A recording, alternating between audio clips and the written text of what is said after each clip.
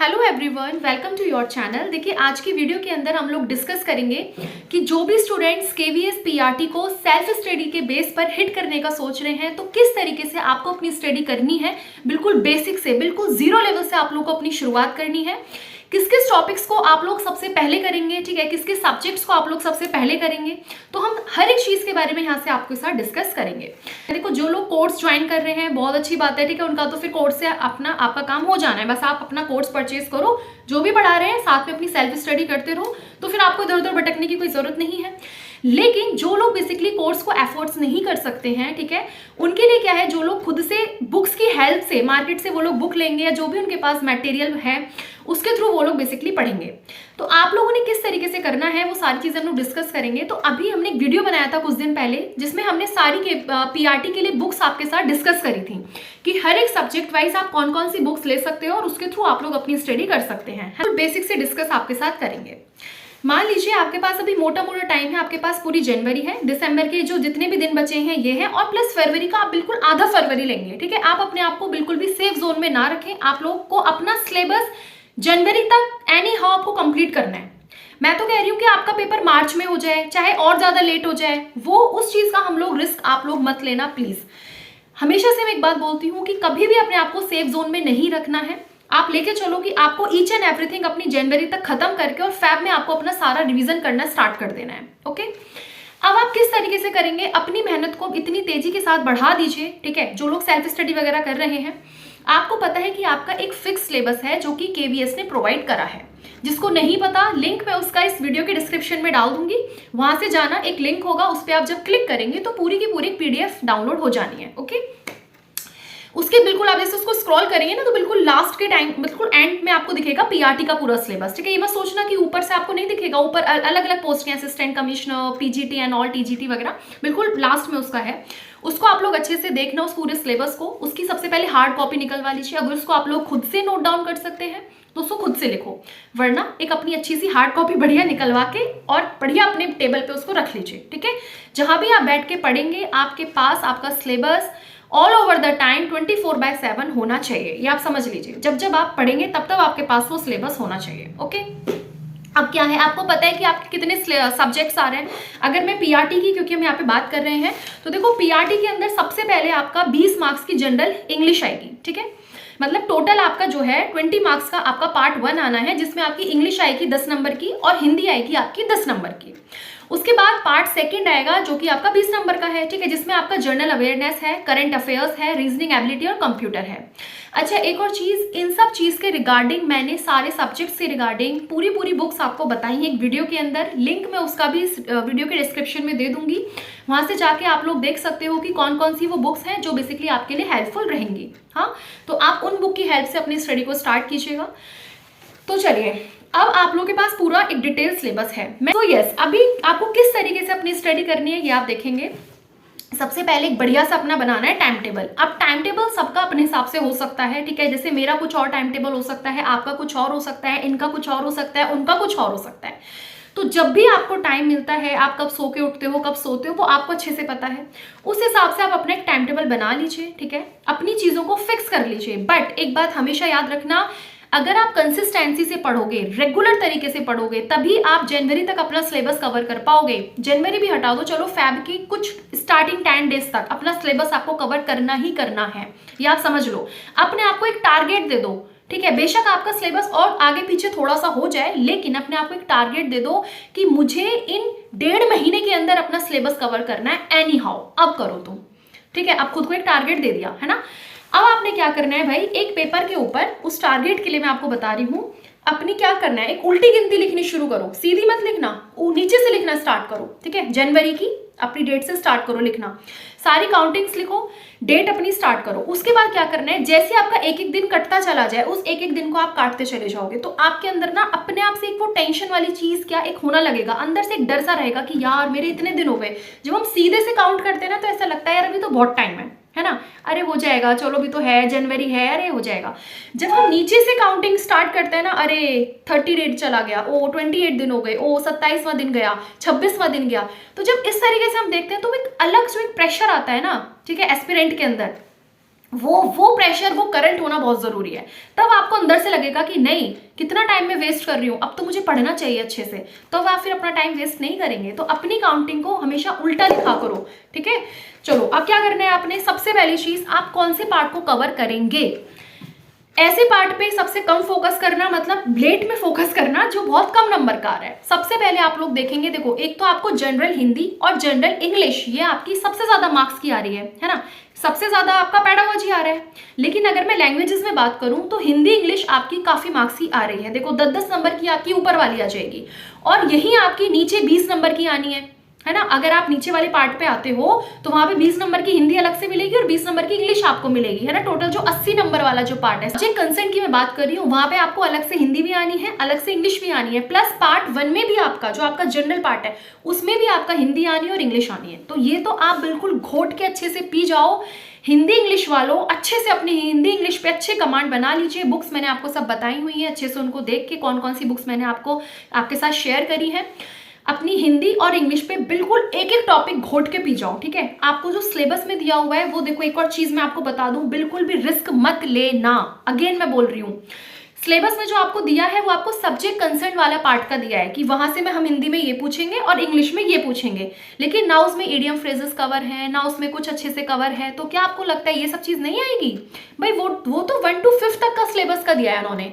तो वो जो पार्ट 1 का जो इंग्लिश का सिलेबस है ना, उसमें उन्होंने लिखा है खाली इंग्लिश 10 मार्क्स, तो उसमें आपका सब कुछ इंक्लूड हो जाना है। आप समझ लो, 1 वर्ड सब्सटीट्यूशन भी है, इडियम फ्रेजेस भी हैं, ठीक है, प्रीपोजिशंस भी हैं, ईच एंड एवरीथिंग।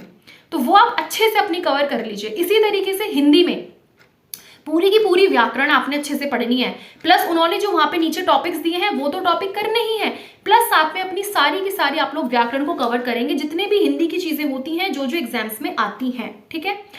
अब आप क्या करोगे, सबसे पहले तो भैया पीवाईक्यू ले लो केवीएस का, जो अब तक केवीएस के पेपर हुए हैं, बढ़िया से अपने पीवाईक्यू लो, अपने पास रखो।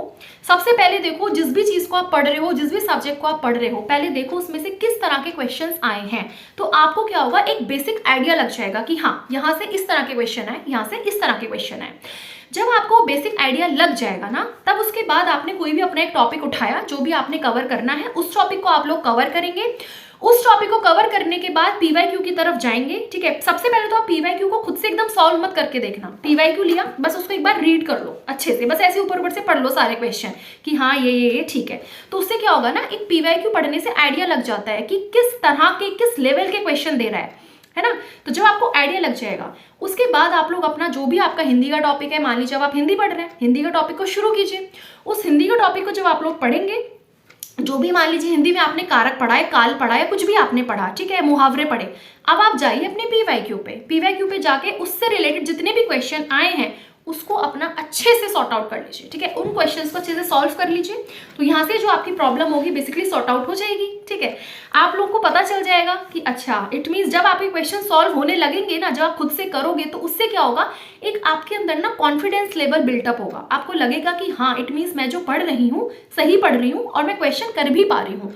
तो इससे आपको थोड़ा सा मोटिवेशन भी मिलेगा खुद से, क्योंकि एक्सटर्नल मोटिवेशन से ज्यादा इंटरनल मोटिवेशन ही सबसे ज्यादा बेस्ट होता है, और वही इंटरनल मोटिवेशन ही लॉन्ग टाइम के लिए होता है। एक्सटर्नल मोटिवेशन हमेशा एक शॉर्ट टर्म के लिए होता है, इसको आप ध्यान रखना, ठीक है। आज आप वीडियो देख लोगे, बहुत मोटिवेट हो जाओगे, कल अगेन वही हालत। तो इसलिए खुद से मोटिवेट होना बहुत जरूरी होता है इंसान का। आपने क्या करना है, जब अपने बढ़िया से क्वेश्चन करोगे, जब उसके रिलेटेड अपने सारे पीवाईक्यू में क्वेश्चंस देखोगे, जब आप उन क्वेश्चंस को सॉल्व करोगे, आपसे उनके आंसर्स होने लगेंगे, तो आपको खुद अच्छा लगेगा, आपका कॉन्फिडेंस आएगा, आपको मोटिवेशन मिलेगा, ठीक है, और आप लोग बूस्टअप होंगे। इसी तरीके से आपको अपने सारे सब्जेक्ट्स को कवर करना है, टॉपिक्स पढ़ते चले जाओ, पीवाईक्यू से क्वेश्चंस लगाते चले जाओ।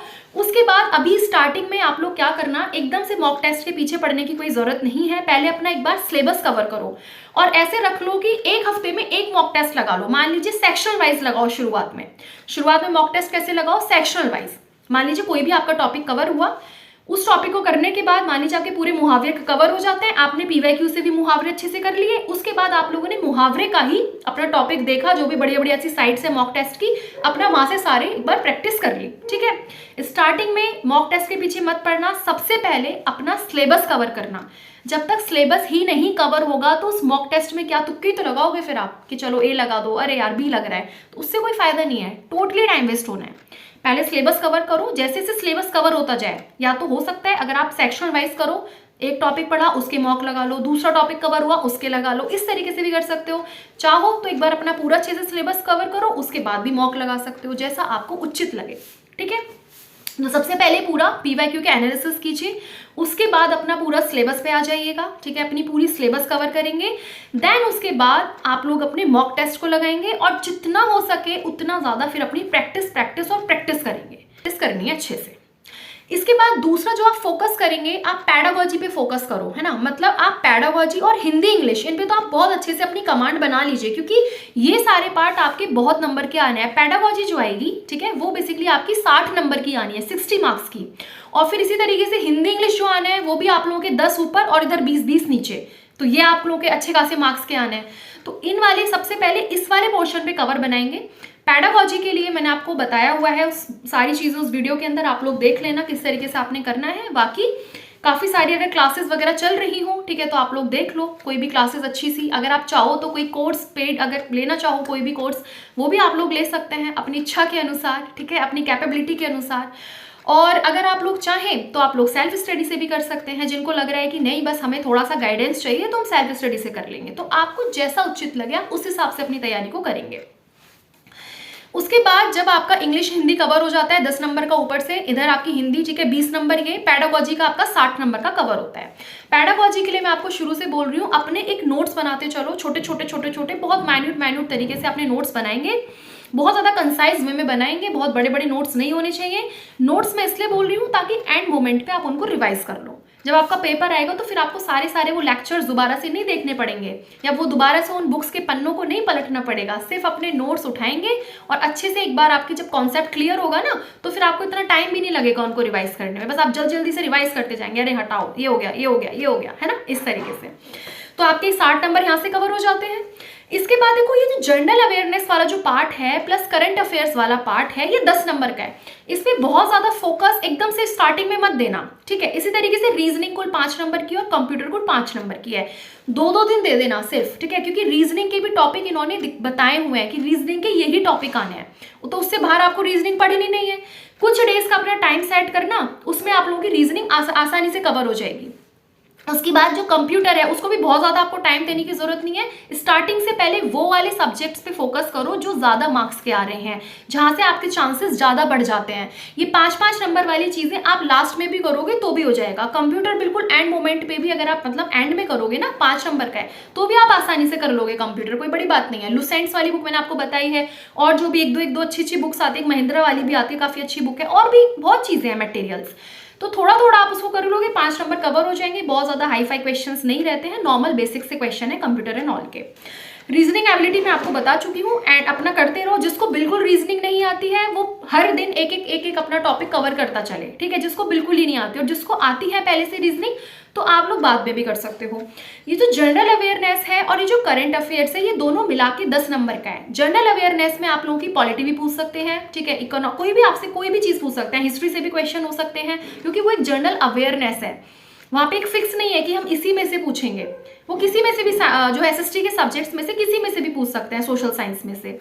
इसी तरीके से करंट अफेयर्स 10 नंबर का है। देखो करंट अफेयर्स के लिए मैं आपसे ये बोलूंगी कि करंट अफेयर्स एक ऐसी चीज है जो बिल्कुल आप एंड मोमेंट पे करोगे ना, तो आपको बहुत भारी लगेगा। आपको लगेगा कि हे 6 महीने का मैं कैसे करंट करूं, आपको बहुत मतलब अजीब लगेगी वो चीज़।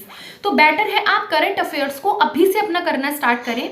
डेली 1 घंटा अपना, जैसे मॉर्निंग में आप लोग उठते हो तो अपना 1 घंटे का बना लो कि मुझे डेली 1 घंटा करंट अफेयर्स पढ़ना है। मैंने आपको बताया था स्पीडी वाली मैगजीन मैंने आपको बताई थी जो 1 साल की आती है, आप उसको भी ले सकते हो, और साथ में कोई भी अच्छा सा चैनल आप लोग फॉलो कर लीजिए। काफ़ी सारे चैनल्स हैं करंट अफेयर्स के।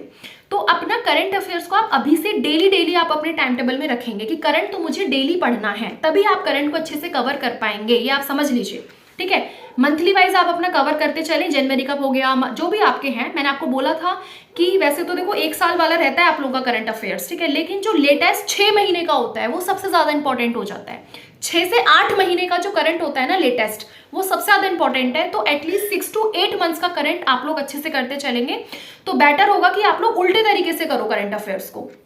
जैसे अभी आपका क्या चल रहा है दिसंबर, तो अभी आप पहले जो नवंबर वाला है उसको खत्म करो, फिर ऐसी बैक करो, ठीक है, तो वो ज़्यादा आप लोगों के लिए फायदेमंद रहेगा। तो यहाँ से आप करंट अपना करते चलेंगे। बाकी जो जनरल अवेयरनेस है उसके लिए मैंने आपको बताई थी कौन सी बुक इस तरीके से करेंगे, ठीक है। पहले करंट वगैरह अच्छे से कर लो, और जो जीएस वाला पार्ट है उसको भी आपको कवर करना है। कोई भी चीज़ बस छोड़ के मत जाना, ये मत सोचना, किसी भी चीज़ को कम मत आंकना। आप ये समझ लीजिए कि नहीं इसमें से तो कुछ नहीं होगा, अरे ये तो जरा सा है, अरे ये तो जरा सा है। पॉइंट नंबर की इतनी ज़्यादा इंपॉर्टेंस होती है कि पॉइंट नंबर ही आपको मेरिट के अंदर भी कर सकता है और मेरिट से बाहर भी कर सकता है।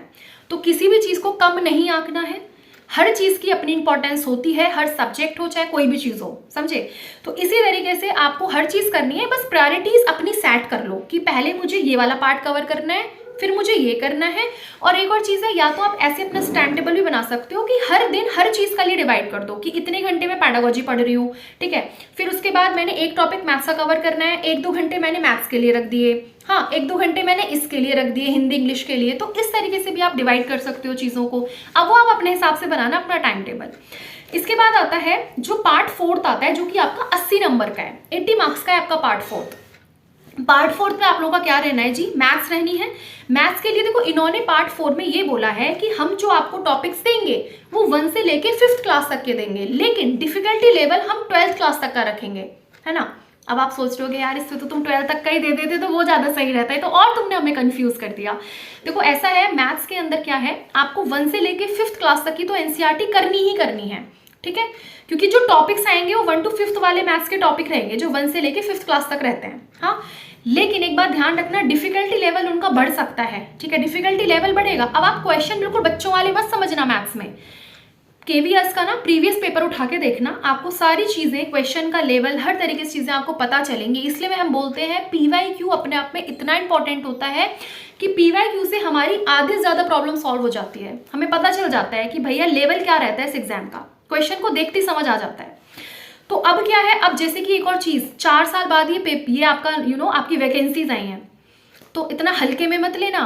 4 साल में क्या से क्या हो चुका है, तो भैया केवी भी तो थोड़ा बहुत अपने पैटर्न को ठीक ठाक करेगा या नहीं करेगा। आसान पेपर तो आपको बना के देने वाला है नहीं कि लो भैया लो थाली में आपका खाना खा लो, ऐसे तो वो देगा नहीं। आपसे पूरी मेहनत करवानी है उन्हें। और पेपर का जहाँ तक है ना, अच्छा खासा आपका रहेगा पेपर भी, कंपटीशन रहने वाला है बहुत तगड़ा, एकदम do die cut throat competition, समझे। तो इसी तरीके से भाई ये मत सोचना कि बिल्कुल 1 to 5th का ही मैथ उठा के दे देंगे बच्चों वाला कि चलो ये निकालो सिंप्लीफिकेशन है, 2 + 2 कितने होते हैं 4, वो वाला नहीं देंगे, उसमें गलती मत करना। अपना जो आपको डिफिकल्टी लेके चलना है वो बिल्कुल 10th क्लास तक का लेके चलो। 10th क्लास तक का अपना जो आप कर रहे हो ना, बेसिक से करो और एडवांस तक मैथ्स पढ़ो, बेसिक टू एडवांस मैथ्स करो, ठीक है। तभी आप लोग सेफ उसमें रहेंगे। आप लोगों को बहुत सारी चीज़ें बताई होंगी, काफ़ी चीज़ें कि नहीं 5th तक का मैथ कर लो, ये कर लो, उससे हो जाएगा ना। ऐसी गलती ना करना भाई। डिफिकल्टी जब लेवल बढ़ेगा तो आप समझ रहे हो ना, जब वो खुद कह रहे हैं 12th क्लास तक हम देंगे डिफिकल्टी लेवल, तो अच्छे खासे क्वेश्चंस आएंगे इट मीन्स। तो इसलिए बेसिक टू बिल्कुल एडवांस पे अपना मैथ्स की तैयारी करो अच्छे से। 10th क्लास तक का तो आपको अच्छे से एकदम निचोड़ के पी जाना है, समझे। उसके बाद क्या आता है, इंग्लिश हिंदी अगेन वही आएंगे, ठीक है। टॉपिक्स इन्होंने अपने सब्जेक्ट कंसर्न में दिए हुए हैं, हिंदी के ये टॉपिक्स, इंग्लिश के ये टॉपिक्स। बाकी जब आप अपनी इंग्लिश हिंदी तो पूरी आपको करनी है, उसमें आपको पूरी ग्रामर करनी है और उसमें आपको पूरी व्याकरण करनी है। तो कुछ तो वैसे ही नहीं रह जाएगा। तो ये तो आपका, जब आप ऊपर वाली तैयारी करेंगे तो नीचे वाला आपका ऑलरेडी हो जाना है। ईवीएस की बात करते हैं। ईवीएस में इन्होंने कुछ टॉपिक्स दे दिए हैं, फूड शेल्टर ये वो टॉपिक्स तो करने हैं, प्लस कुछ जैसे ईवीएस पूरा का पूरा साइंस ईवीएस मिक्स है यहाँ पे, है ना। तो कुछ मैंने आपको बताया था साइंस क्लासेस के भी टॉपिक हैं, ठीक है। तो वो सब बेसिकली आप लोगों को करने हैं और कुछ एक्स्ट्रा चीज़ें भी आपको यहाँ पे करके जानी है। यानी कि आप अपना बिल्कुल 8th क्लास तक का तो 1 to 5 तो आपको एनसीईआरटी पढ़नी ही पढ़नी है, तो आप समझ लीजिए 1 to 5 तो बिल्कुल घोट के भी जाओ, ठीक है। लेकिन 8th क्लास तक की भी एनसीईआरटीज को आप लोग अच्छे से चीज़ों को आप लोग कवर करेंगे, क्योंकि कुछ टॉपिक्स आपके जो जैसे फूड दे दिया, अब फूड केवल 1 to 5 में ही नहीं है, आगे भी है, आगे भी उस चीज़ से रिलेटेड क्वेश्चंस हैं, तो वो सब भी आप लोग कवर करेंगे। उसके लिए मैं आपको प्रीवियस वीडियो के अंदर भी बता चुकी हूँ कि कौन कौन से चैप्टर्स एक्स्ट्रा आपको करने हैं। और भी मेरे पास एक थोड़ा सा डेटा है, उसको भी आप लोग देख के चलना। जैसे साइंस के भी ना, आपको जो साइंस पढ़नी है वो थोड़ा क्लास 9th की भी कुछ टॉपिक्स हैं, कुछ चैप्टर हैं, वहाँ से भी देखोगे, थोड़ा 8th के भी देखोगे, ठीक है, थोड़ा 6th क्लास की भी देखोगे, 7th की भी देखोगे। मतलब आपको 6 to 8th का बहुत अच्छे से अपना बेस बना लेना है, यहाँ तक आप लोग करेंगे। ईवीएस की जो बुक है उसको, जो ईवीएस वाला है उसको तो आप लोग जैसे सीटेट में करते हो ना कवर ईवीएस 5th क्लास तक का, वो तो आपको सीटेट की तरह करना ही करना है सारी चीज़ें, जैसे सीटेट में आते हैं क्वेश्चंस। इसके अलावा आपको कुछ अपने चैप्टर्स अपने साइंस के भी पढ़ने हैं अलग अलग क्लासेस के 8th क्लास तक, जैसे 6th की भी साइंस थोड़ा पढ़ना है, 7th 8th 9th, इस तरीके से आपको ये सब चीज़ें भी कवर करनी है। ठीक है, तो ये सब चीज़ें आपको पहली वीडियो में बता चुकी हूँ, बाकी इसमें भी मैं आपको यहाँ पे शो कर दूंगी, ठीक है, कौन कौन सी चीज़ें आपको करनी है। सो इस तरीके से आपको अपनी पूरी तैयारी करनी है। जिन लोगों की मैथ्स वीक है वो लोग please I request you daily maths करो। अगर आपको लग रहा है ना कि आप बिल्कुल लास्ट महीने में मैथ्स कर लोगे तो हो जाना है, ऐसे नहीं होता, समझिए। मैथ्स डेली प्रैक्टिस मांगता है। अगर आपकी मैथ्स स्ट्रांग है तो आप लास्ट मोमेंट पे भी कर सकते हो, बट आपको लग रहा है कि नहीं इतनी अच्छी हमारी मैथ्स नहीं है, आप अपने टाइम टेबल में मैथ्स को, रीजनिंग को डेली टाइम दीजिए, डेली आप इन चीज को कीजिए, है ना। डेली अपना मैथ्स कीजिए, डेली एक चैप्टर रीजनिंग के, कुछ जरा से तो टॉपिक्स थे उन्होंने रीजनिंग के, वो जल्दी से आपके कवर हो जाएंगे। तो एक अपना टाइम टेबल इस तरीके से बनाइए कि उसमें आपका हर चीज कवर होना चाहिए, कोई भी चीज आपको छोड़ के नहीं जाना है। ये मत सोचना कि तो 5 नंबर का आ रहा है चलो छोड़ देते हैं, वही बात हो जाएगी, फिर 0.5 से भी सिलेक्शन होता है, रुकता है ना। दूसरी चीज ये है, और देखो जब नेगेटिव मार्किंग भी नहीं है यहाँ पे, तो सारे क्वेश्चंस आप लोग करके आना, 180 पूरे के पूरे क्वेश्चन करके आना, छोड़ के मत आना, टाइम मैनेजमेंट अच्छे से करना, बस कुछ चीज छूट ना जाए। इसके बाद एक और चीज मैं आपको क्लियर करूं, ये तो रहा आप लोगों का सारा A to Z अपना पैटर्न, ठीक है। अब आता है सबसे इंपॉर्टेंट चीज, रिवीजन। देखो इतनी सारी भीड़ है, ठीक है, लाखों फॉर्म भरे गए होंगे, कोई दिक्कत वाली बात नहीं है, सिलेक्शन उसमें से लिमिटेड बच्चों का ही होना है, ये भी सीधी सी बात है। अब जब एक बात बताओ, इतनी सारी वीडियोस आपको रोज देखने के लिए मिलती हैं कि पीआरटी के लिए बुक्स ये, इसके लिए बुक्स ये, ऐसे पढ़ो वैसे पढ़ो, ये वो बहुत आपको वीडियोस मिलेंगी एक से एक, ठीक है, और आप भी मस्त अपना तरीके से स्क्रॉल करते हो और सारी वीडियोस की आप सारी चीजें जानकारी ग्रैब कर लेते हो, है ना। अच्छा, कभी आपने ये चीज सोची है कि यार जब सब बच्चे सेम तरीके से ही पढ़ने वाले हैं तो फिर सिलेक्शन किसका होगा? ये तो मतलब वही बात रही ना कि अच्छा सब लोग बिल्कुल सेम तरीके से पढ़ेंगे, फिर तो भाई क्या, तो कभी सोचा इस चीज के बारे में?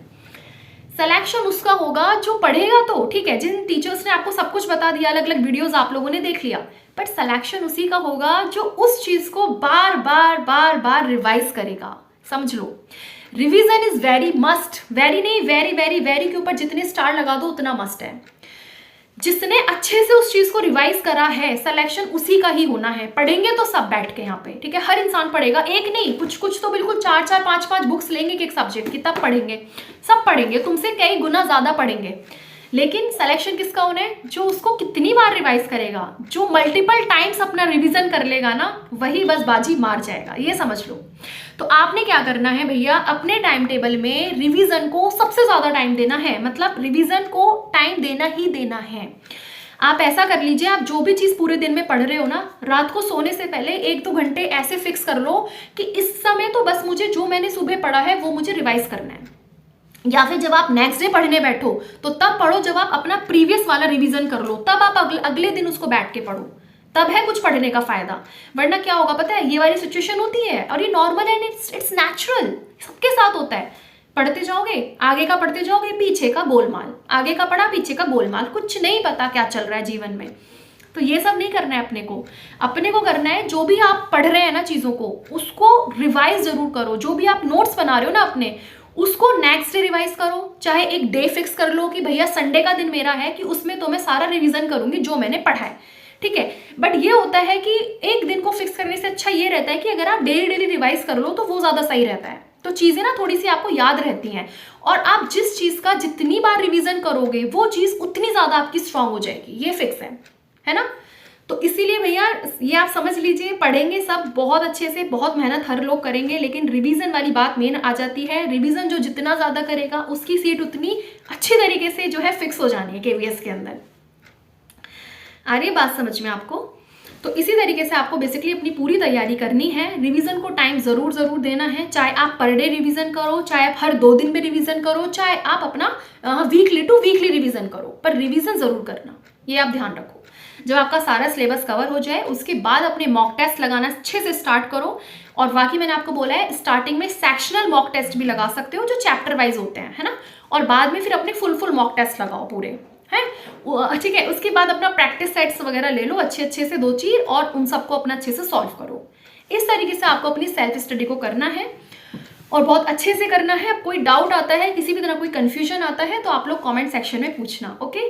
सो चलिए आप लोग अपना अच्छे से एक टाइम टेबल सेट कर लीजिए पहले, किस किस तरीके से आपको पढ़ना है, किस किस चीज़ों को कहाँ से आपको कवर करना है। उस चीज़ की एक एक दो बस बुक रखिए, उससे ज़्यादा नहीं। हर सब्जेक्ट की 2 से ज़्यादा बुक नहीं होनी चाहिए आपके पास। लिमिटेड बुक से आप लोग अपना पढ़िए। बाकी बहुत सारे सोर्सेज हैं, थोड़ा सा सर्च भी करा करिए। गूगल पे अगर आप सर्च करोगे ना कोई भी टॉपिक डाल के, हर एक चीज़ आ जाती है। ओके, सो मीन्स यूट्यूब पे डालो, आपको कोई चीज़ समझ नहीं आ रही है, मान लीजिए आपको टाइम एंड वर्क नहीं समझ आ रहा है, बुक से नहीं समझ आ रहा आपको, आप डालो टाइम एंड वर्क, पूरा यूट्यूब पूरा आपको भरा दिखेगा टाइम एंड वर्क से। एक एक वीडियोस अच्छी अच्छी आपको मिलेंगी, जिस टीचर की जहाँ से समझ में आ जाए वहीं से अपना अपना समझ को, बस आपका कॉन्सेप्ट क्लियर होना चाहिए। क्वेश्चन के लिए आपको समझ होनी चाहिए कि क्वेश्चन क्या कह रहा है ना, वो चीज़ इंपॉर्टेंट हो जाती है। कमी नहीं है सोर्सेज की, ठीक है, आपको बहुत सारे फ्री मटेरियल्स मिल जाएंगे, किसी चीज़ की कमी नहीं है, बस आपने पढ़ना है डेडिकेशन तरीके के साथ। अभी जितना टाइम है ना, उस टाइम में खुद को बिल्कुल एक पैक कर लो कि बस अब मुझे केवीएस के अंदर टीचर बनना है, एनी हाउ मुझे अपनी नाम की सीट फिक्स करनी है। एक और चीज़, आपको कभी भी ये मतलब नहीं होना चाहिए कि कितनी सीट आई हैं, कितनी वैकेंसी आई हैं। आप तो एक सिंगल इंसान हो ना, हर एक इंसान एक एक है ना, तो आप बस ये देखो कि मुझे एक सीट चाहिए, चाहे वैकेंसी 50 आ जाए, चाहे वैकेंसी 100 आ जाए। आपको ये मतलब नहीं होना चाहिए कि वैकेंसी जितनी कम है, सीट तो इतनी कम है, मेरा कैसे होगा। अरे तुम्हारा तो सिर्फ एक ही सीट पे तो होना है ना, तो तुम इतनी मेहनत करो कि तुम उस 50 में से अपना एक नंबर ले आओ, डेट्स ऑल। आपको इतनी मेहनत करनी है। ये मत सोचा करो कि इतनी कम वैकेंसी है, मेरा कैसे होगा। नहीं, हमें 50 के 50 पे नंबर नहीं लेके आना है, हमें सिर्फ उस 50 में से एक सीट अपने नाम की फिक्स करनी है, डेट्स ऑल। उस 49 सीट पे कोई भी आए हमें मतलब नहीं है, हमें बस हम एक सीट पे आ जाए, डेट्स ऑल। ठीक है, तो इस मोटिवेशन के साथ आप लोग अपनी स्टडी को करेंगे।